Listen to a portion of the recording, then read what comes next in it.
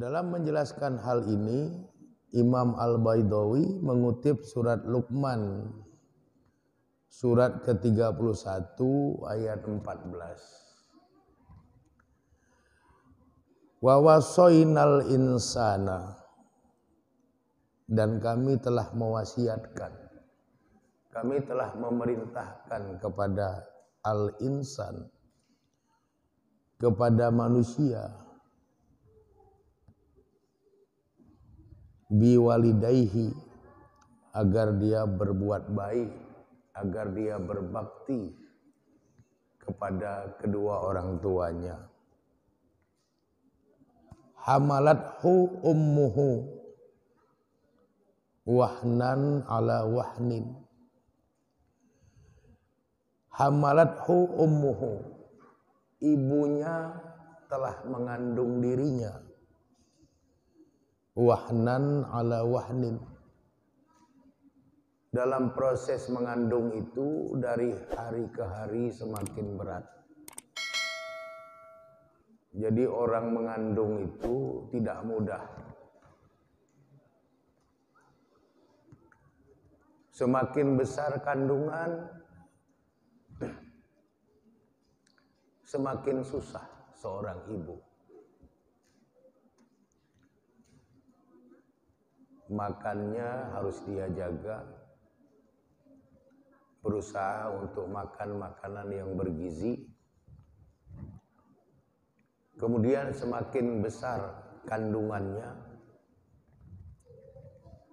semakin banyak dia mengalami kesulitan. Kalau sekarang sudah ada WC duduk. Kalau dulu era mama-mama kita, era nenek-nenek kita, belum ada WC duduk. WC-nya WC jongkok. Coba bayangkan orang hamil buang air sambil jongkok dengan perut yang menekan ke paha. Dan itu tidak mudah. Jadi wahnan ala wahnin. Dari hari ke hari kehamilan itu semakin berat. Dan seorang anak harus bisa membayangkan penderitaan itu.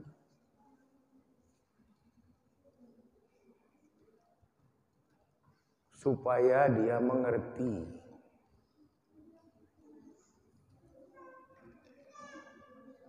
Membalas budi kepada ibunya. Mengerti membalas budi kepada kedua orang tuanya. Wa fisaluhu fi amain.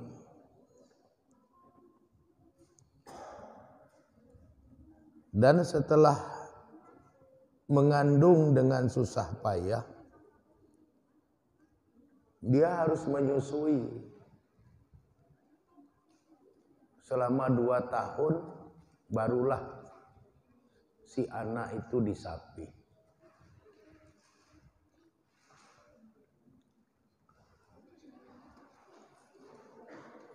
Kadang-kadang seorang ibu dengan kondisi ekonomi yang pas-pasan, jangankan untuk air susu bayinya, untuk energi pada badannya sendiri pun itu terkadang tidak mencukupi. Tapi para ibu berjuang, berusaha untuk memakan berbagai macam makanan yang murah yang bisa didapat dari alam, agar dia bisa menyusui anak-anaknya dengan sempurna selama 2 tahun.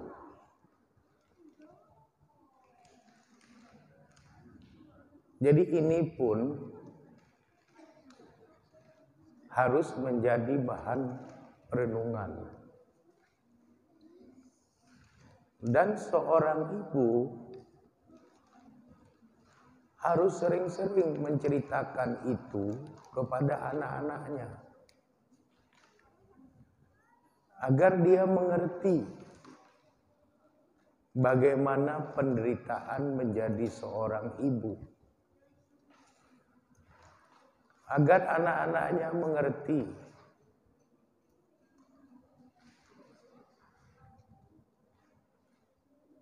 bagaimana menjadi kedua orang tua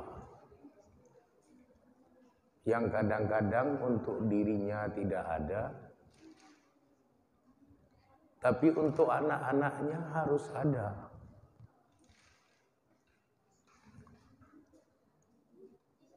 Oleh karenanya kata Imam Al-Baidawi, siapapun yang bakti kepada kedua orang tuanya, maka cinta Allah akan ada bersama dia.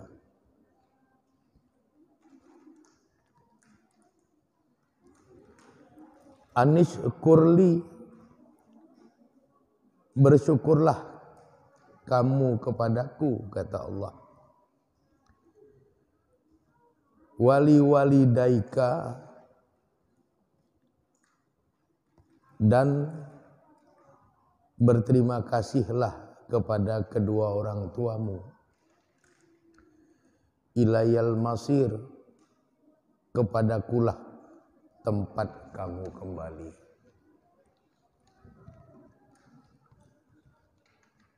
Jadi kita disuruh bersyukur kepada Allah atas pengorbanan orang tua, dari mulai mengandung kita, menyusui kita, mendidik, merawat, membesarkan kita. Bersyukurlah kita kepada Allah.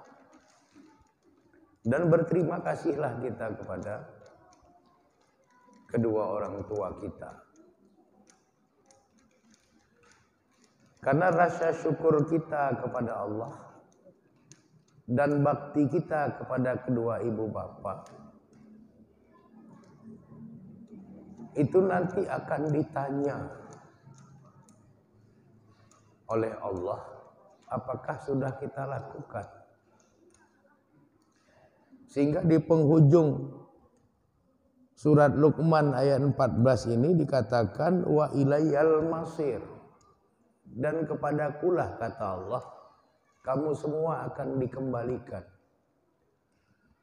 Artinya kalau kamu tidak bakti kepada kedua orang tuamu, nanti aku akan tuntut.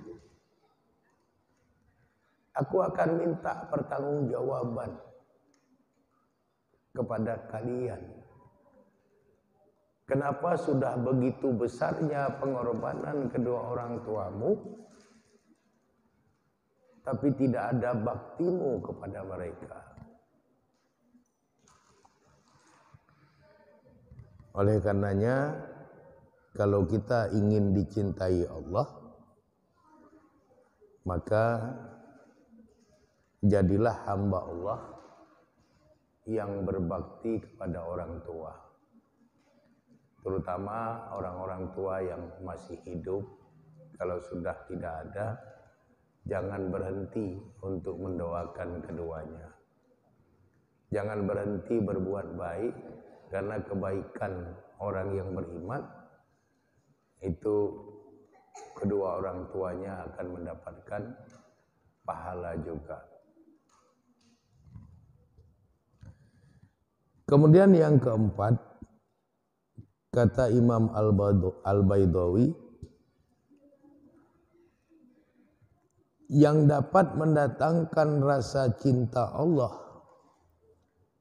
kepada orang yang beriman atas amal mereka, yaitu apabila mereka beramal dalam bentuk mencari nafkah yang halal. Jadi kita disuruh mencari nafkah yang halal. Dan kita tidak boleh hidup berpangku tangan. Kita tidak boleh hidup bermalas-malasan. Kita hidup harus berikhtiar mencari rezeki.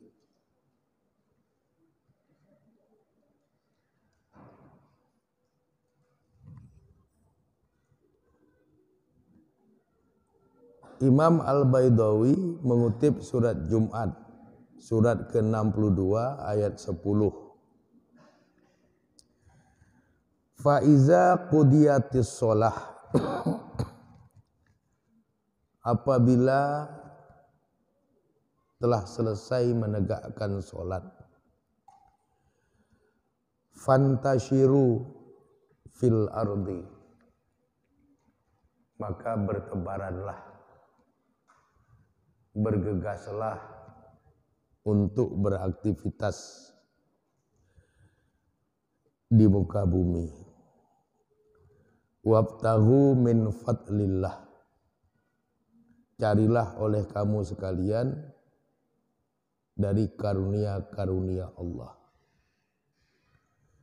Wazkurullaha, dan ingatlah kamu kepada Allah katsiran, secara banyak, la'allakum tuflihun, mudah-mudahan kamu menjadi orang yang beruntung. Jadi berdasarkan surat Jumat ayat 10 ini, kata Imam Al-Baidawi, orang Islam, orang yang beriman itu harus bisa menjaga keseimbangan antara ibadah dan menjemput rezeki mereka dengan ikhtiar-ikhtiar. Jadi selesai sholat, bergegaslah untuk menjemput rezeki. Berusahalah untuk mencari nafkah. Jangan kemudian ibadah itu dijadikan alasan.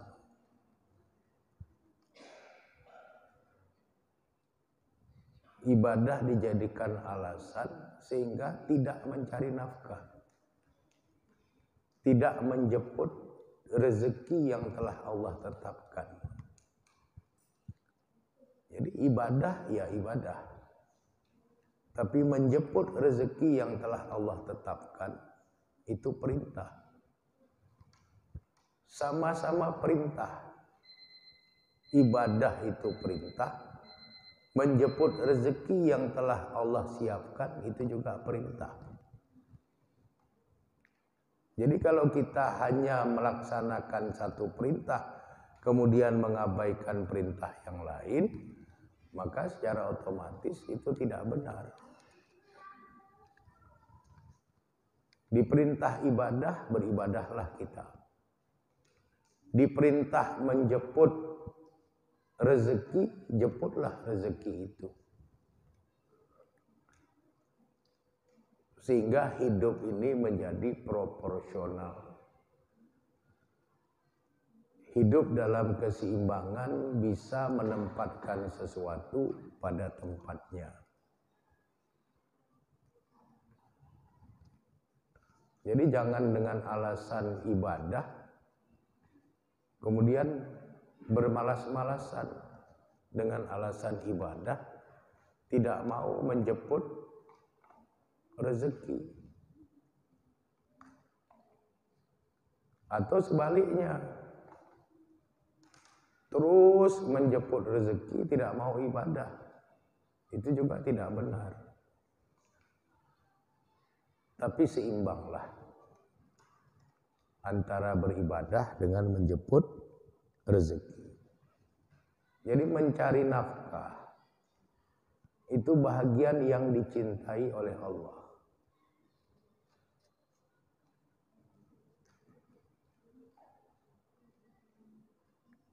Karena di dalam hadis yang diriwayatkan oleh Imam Ahmad, Rasulullah menjelaskan tentang seorang sahabat yang tertidur lelap setelah dia bekerja keras. Melihat keadaan itu, kemudian Nabi mengatakan, tidurnya dia ini tidak sama dengan tidurnya orang lain. Lalu sahabat yang lain penasaran, kenapa kok Nabi bilang seperti itu? Ternyata sahabat itu tertidur pulas setelah dia bekerja keras, menjemput rezekinya. Dan itu punya nilai yang berbeda di sisi Allah dan Rasulnya. Kemudian yang terakhir, mengingat waktu yang terbatas, yang bisa mendatangkan rasa cinta Allah kepada seorang hamba yang beriman, itu adalah rasa letih dalam menjaga keluarganya. Rasa letih dalam menjaga keluarganya. Karena kalau kita cermati ajaran Islam itu, menjaga keluarga ini tidak mudah. Kalau kita punya anak perempuan kita itu tidak menutup aurat, besok kita yang bermasalah.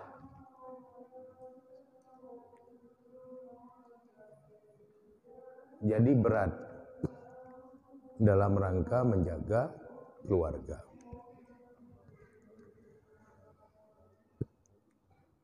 Di dalam surat At-Tahrim ayat 6 kata Imam Al-Baidawi, garis besar tentang hal itu diungkapkan oleh Allah. Ya ayyuhallazina amanu qu anfusakum wa ahlikum nara. Wahai orang yang telah beriman, jagalah dirimu dan keluargamu dari neraka. Jadi menjaga diri sendiri, menjaga keluarga itu perintah. Setelah perintah, Allah menjelaskan waquduhan nasu wal hijarah. Neraka itu bahan bakarnya dari manusia dan batu. Alaiha malaikatun ghilazun sidadun. Alaiha, atas neraka itu, malaikatun, ada malaikat-malaikat, ghilazun, yang sangat kasar, sidadun, yang sangat keras. La ya'sunallaha, malaikat-malaikat itu tidak pernah durhaka atau bermaksiat kepada Allah. Ma amarahum wa yaf'aluna ma yu'marun.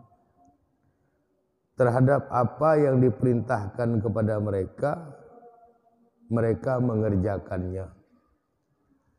Dan mereka hanya mengerjakan apa yang Allah perintahkan kepada mereka. Jadi kata Imam Al-Baidawi, ada perintah, ada peringatan. Perintahnya jaga dirimu, jaga keluargamu. Peringatannya, kalau kau tidak jaga dirimu, tidak menjaga keluargamu, maka kalau sampai masuk neraka, neraka itu tidak ramah.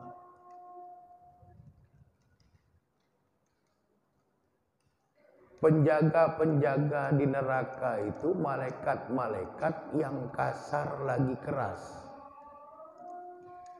yang tidak punya belas kasih.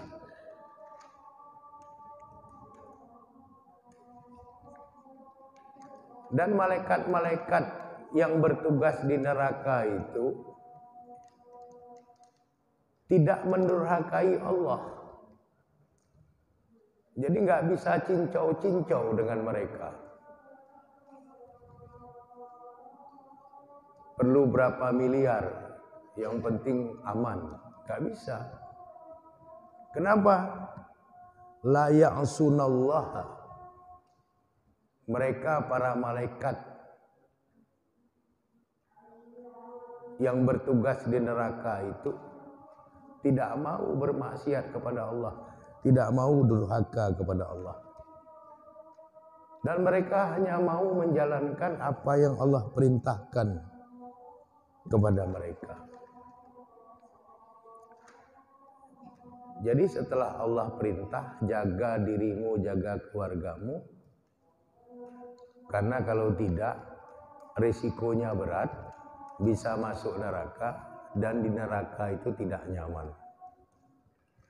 Makanya orang yang bisa menjaga dirinya, bisa menjaga keluarganya, bukan hanya dapat pahala dalam kehidupan akhirat dan kebaikan dunia dan akhirat, tapi juga akan menjadi hamba yang Allah cintai. Mudah-mudahan dengan kita memahami ini, kita berusaha untuk bisa mengamalkan apa-apa yang Allah bimbingkan kepada kita, sehingga kita menjadi orang-orang yang beriman, yang dicintai oleh Allah Subhanahu wa Ta'ala, mendapatkan banyak kebaikan dalam hidup di dunia dan di akhirat, serta bahagia dunia, bahagia di akhirat. Demikian yang dapat saya sampaikan. Mudah-mudahan apa yang saya sampaikan ini bisa menjadi pelajaran buat kita bersama dan memotivasi kita untuk terus menjadi orang baik sampai akhir hayat kita. Kurang dan lebih saya memohon maaf kepada Allah Subhanahu wa Ta'ala. Kita semua memohon ampunan. Adanallah wa iyyakum ajmain. Wallahu a'lam bishawab. Walhamdulillahirabbil alamin. Assalamualaikum warahmatullahi wabarakatuh.